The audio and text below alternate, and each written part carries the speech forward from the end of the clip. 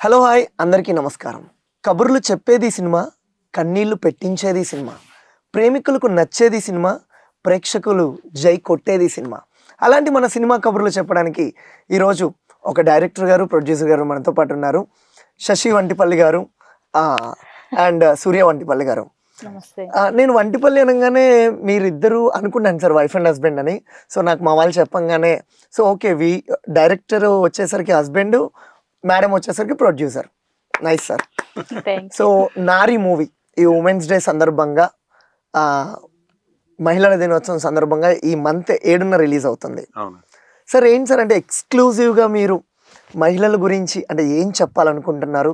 అసలు సినిమాకి టైటిల్ చాలా ఇంపార్టెంట్ సార్, అంటే కథకి సినిమా టైటిల్ చాలా ఇంపార్టెంట్. అలాంటి మీరు నారి అని టైటిల్ తీసుకున్నారు, ఏంటి సార్ దీని వెనక రీజన్ ఏంటి?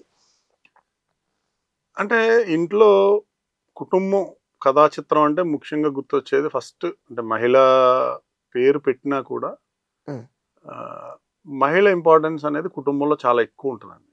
అంటే మనకు మేల్ డామినేషన్ సొసైటీ కాబట్టి లేదంటే అని బయట కనిపిస్తుంది, కానీ మంచి కుటుంబంలో ఉన్న వాళ్ళందరూ కూడా విమెన్కి ఈక్వల్గా ఇంపార్టెన్స్ ఇచ్చేవాళ్ళే. ద గుడ్ ఫ్యామిలీస్ వాళ్ళు మంచి అంటే సంతోషకరంగా జీవితాన్ని గడిపేవాళ్ళు, ఇద్దరు భాగస్వామ్యం ముఖ్యం అని గమనించి అలా వెళ్ళే వాళ్ళు అందరూ సంతోషకరంగా గడుపుతున్నారు.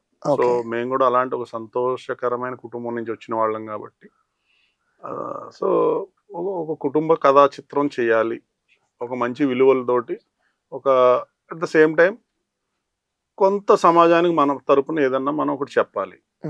దీనివల్ల ఒక 10 మంది మారిపోతారని చెప్పలేను, కానీ 10 మందిని ఎంతో కొంత ఇంపాక్ట్ చేసే విధంగా ఉండాలి. సో ఒక్కరు మారినా అది చాలా ఆనందమే.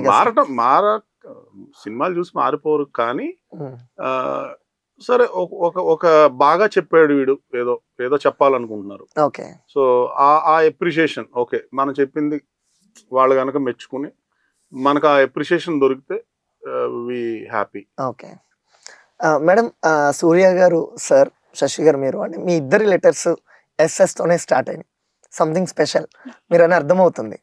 అంటే లైక్ ఎందుకు చెప్తానంటే ఇప్పుడు డైరెక్టర్ రాజమౌళి గారు మేడం అయినా కానీ, సో ఇక్కడ మీరు సార్ అయినా కానీ, అంటే మీ సినిమా నేను ట్రైలర్ చూసినప్పుడు కొన్ని డైలాగ్స్ చాలా ఇంపాక్ట్ చూపించినాయి.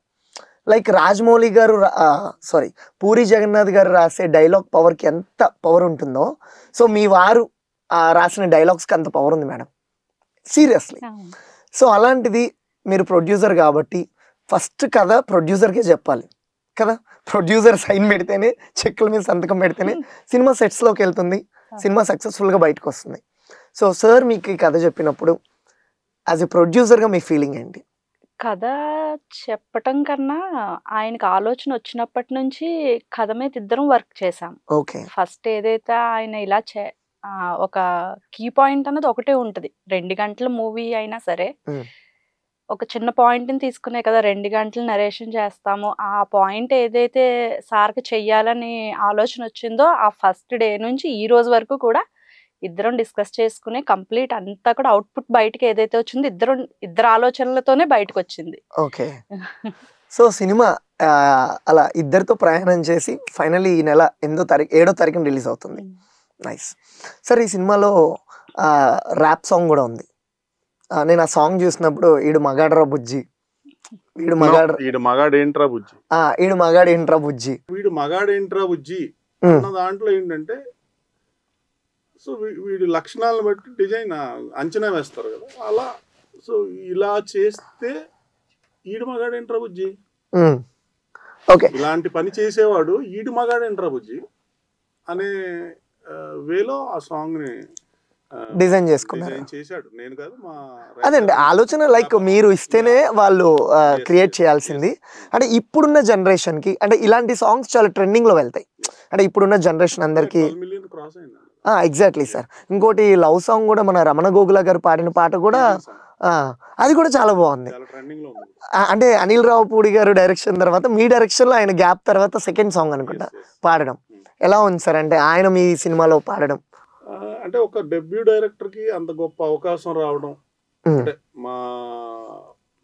మా మ్యూజిక్ డైరెక్టర్ ద్వారా అది సాధ్యపడింది. ఓకే. సో వీఆర్ లక్కీ అనే చెప్పాలి.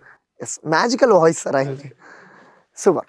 సరే, ఇంకా సినిమా గురించి వస్తే ఈ సినిమాలో ఆమని గారు కొన్ని మెయిన్ క్యారెక్టర్స్ ఉన్నాయి. అంటే లాస్ట్కి మీరు ట్రైలర్లో ఆమని గారిని ఆదిశక్తిగా చూపించారు. అంతే కదా. ఏంటి సార్, అంటే కథకి ఆమని గారిని ఎందుకు తీసుకున్నారు? మన పురాణాల ప్రకారంగా త్రిమూర్తుల కంట కూడా ఆదిశక్తి రూపమే పవర్ఫుల్ అనేది వాళ్ళు కూడా యాక్సెప్ట్ చేసిన ఒక బేసిక్ థియరీ అది. అంటే పురాణాల ప్రకారంగా కూడా వీళ్ళు ఇప్పుడు సుప్రీమ్స్ అంటే బ్రహ్మ విష్ణు మహేశ్వర్ల కంట కూడా పైన ఆది పరాశక్తి అనే శక్తి రూపమే వీళ్ళ ముగ్గురి పైన మనకు కనిపిస్తుంది. పురాణాల నుంచి మనకు ఉన్నదే. సో అంటే ఒక ఒక సామాన్యురాలైన ఒక మహిళ ఒక ఏదైనా ఒక సమస్య ఎదురైనప్పుడు, అంటే వాళ్ళు తట్టుకోలేనంత ఓర్పు చేయలేనంత కష్టం లేదంటే నష్టం జరిగినప్పుడు ఒకళ్ళు భరిస్తారు, ఒకళ్ళేమో వెయిట్ చేసి చూసి తిరగబడతారు అంట. సో అలాంటి ఒక ఉగ్ర రూపం దాల్చిన ఒక మహిళ కథ. ఓకే.